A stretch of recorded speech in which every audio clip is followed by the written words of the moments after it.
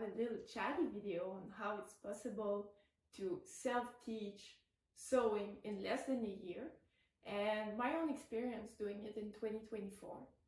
So sewing is now my third hobby, and I have to admit it's been quite a bumpy road to get to a point where I can wear the clothes that I make out and feel proud of them. But considering how little free time I've had and the other hobbies and job and everything I have to attend to, I'm still very proud of the progress that I've made. And I think that quite anyone really can do it to the extent that I did it, and without any major equipment except from the sewing machine. I myself don't have a serger yet, so I'm gonna walk you through a little bit of my experience, what I think I would do differently if I were to start over, and let's have a little chat. Sewing is really a popular activity among the members of my family. Pretty much all of the women had a sewing machine at one point or another, and I spent a bunch of my childhood actually watching my mother make me clothes when I was a child. But I never really experienced sewing myself with a sewing machine until a year ago. And when my grandmother passed away, her machine was passed down to my mom, who then gave it to me in the spring of 2024. And initially I was compelled to learn just so that I could make a replica of one of my favorite Zimmermann dress. And this dress is beautiful, but it's also way out of my price range. And I actually have made a Pinterest board of all of the pieces and designs that inspire me and that I hope to be able to make one day. So I'm going to put a little snapshot of these on the screen. But I think it's really important to have an end goal when learning a skill. So really the first step to sewing is to figure out how the machine works. I watched quite a few videos on YouTube that explain how to pass the thread along, how to adjust the machine, the different settings, buttons, and how it works. I'd suggest you do the same or take a course, whichever you'd like. And this is like the very basic sewing equipment I use. So it's a kit from Walmart. So I got my wheel here to cut the fabric. I got some scissors. This is to cut the threads. I got the measuring board, some Dove soap, and those little clips. Very useful. And when I started, I actually used fabric from like Walmart curtains. They're probably the cheapest option to get like a nice quantity of fabric for cheap. I'd recommend this or thrift store fabric. You're gonna waste a lot when you begin because you're not very good at it. So choose the cheapest option, really. Once you know how your machine works, then you can start. I chose to go to the self-drafting route when I started, and that was a mistake. Like this dress, it doesn't look this bad when I put it on the floor, but everything that I've done and that I've self-drafted, I did not have the skill to do it yet. I did not understand seam allowances, the stretch of the fabric, the construction, everything, and so I wasted a lot of time and fabric on this.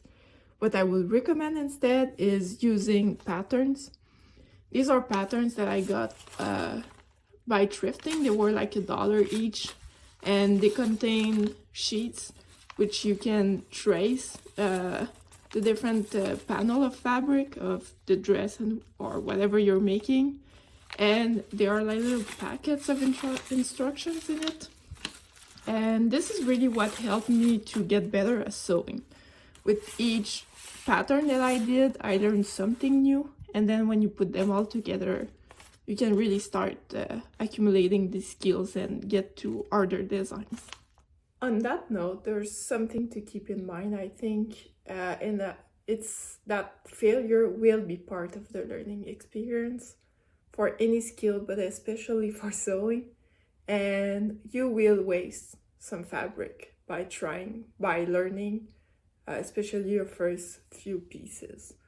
I really recommend to start out with bed sheets or other cheap fabric, because you'll feel much more comfortable to experiment and less stressed about it. I know that I have wanted to give up a few times for fear of wasting material and fabric that I spent money on. But if I did, I would have missed out on so many cozy weekends spent sewing. So I'm glad I stuck with it. But I think it's really something to keep in mind so that you survive your first year of sewing. So, talking about failure, this is what I call my graveyard of sewing projects that didn't work out. There's many of them. I won't go through all of them individually, but each of these projects taught me something different, and with each project I tried to add a new skill to my set. So there's always something wrong with them, but I kept them to remind myself that, it's all about the experience of learning. It's not always about the finished product. But if you want to know, there's some like this here. This was supposed to be a corset, but it's way too tight. I learned boning with this one. This dress, I didn't have enough fabric to do it right the first time, and I tried to self-draft so it doesn't close in the back.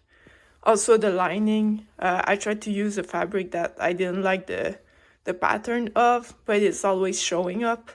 So you really have to use a lining of the same color if you don't want to see it. This is fine, it taught me how to do lining on the vest. The vest itself is nice, I really like this wool, but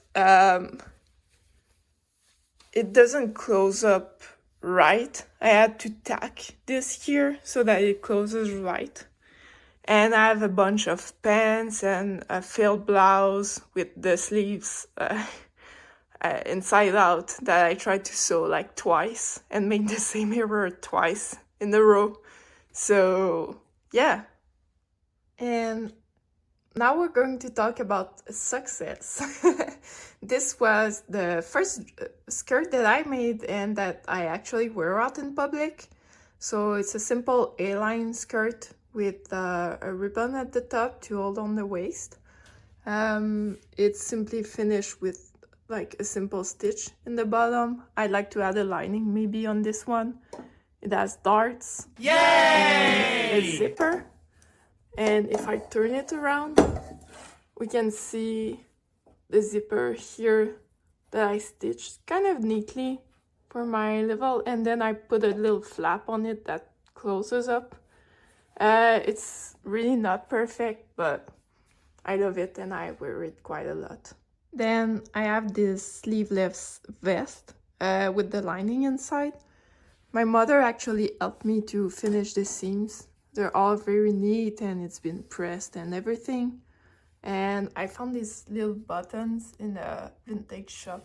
I really like them.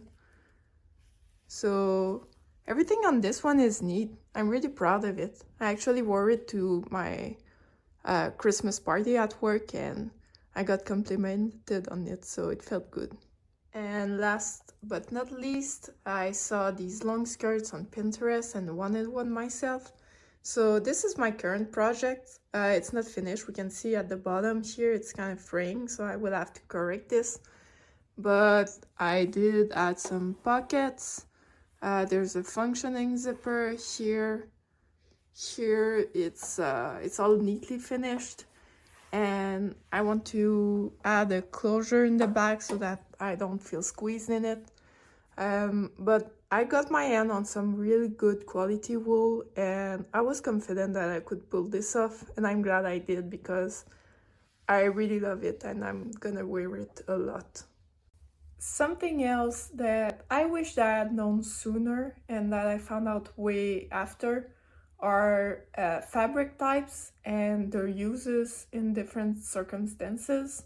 So if you want to learn how to sew, you should learn about these.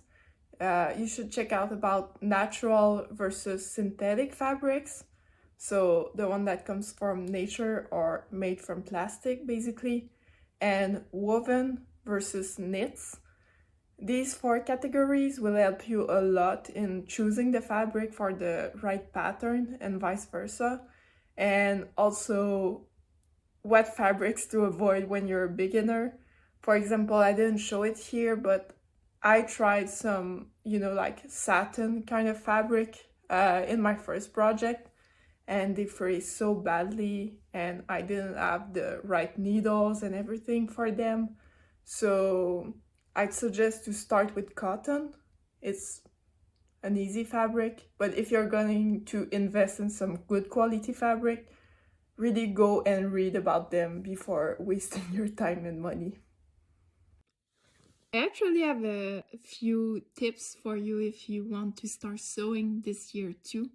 And these are things that I've learned after my first year. So, learning about fabric types and their uses, very important, as I said. If you're going to invest some money in some equipment, I would personally go for second hands. They're cheaper and you won't see the difference if you're just starting out. Also, as I've said, failures, they will be part of the experience. You have to realize that some project will not work, and that's normal and that's okay, and it's just for the fun of it, it doesn't have to be all perfect all the time. And that well-made sewing patterns, they're really a must. And if you can, I'd recommend checking Etsy and YouTube. Sometimes they have video tutorials that come with them, so it really helps when you're just starting out. And lastly, a Pinterest board of inspiration. It's what kept me motivated and doesn't cost anything to make or try. And I'm not saying that my method of learning was the best. I chose a pattern that required a new technique for every new piece that I made, so there's always some minor mistakes on all of the clothes that I've made so far. But it's the one method that kept me motivated to continue trying and sewing. And after a year, I'd say that I got almost all the basics. I tend to be a bit overconfident when I start something new, despite my lack of skills in said new hobby. And it leads to many mistakes, but it was also very fun as a year to learn something new. And I don't think that I'd change anything if I were to start over, so... Also, I still have a lot to learn in terms of sewing techniques, and getting a serger will help tremendously. But so far I'm proud of my progress, and I gained a new hobby, and the slow grind of starting something new, it helped me feel good about myself when sometimes other things in my life weren't going so well. So I'm very excited for the upcoming year and the new projects that I can now take on with the things that I've learned. So feel free to subscribe, leave a comment if you already sew or plan on starting. I'm interested to learn about your experiences and thoughts on the matter. And if you've loved this video, let me know, and I can maybe do a haul or some other sewing videos. So thanks for watching.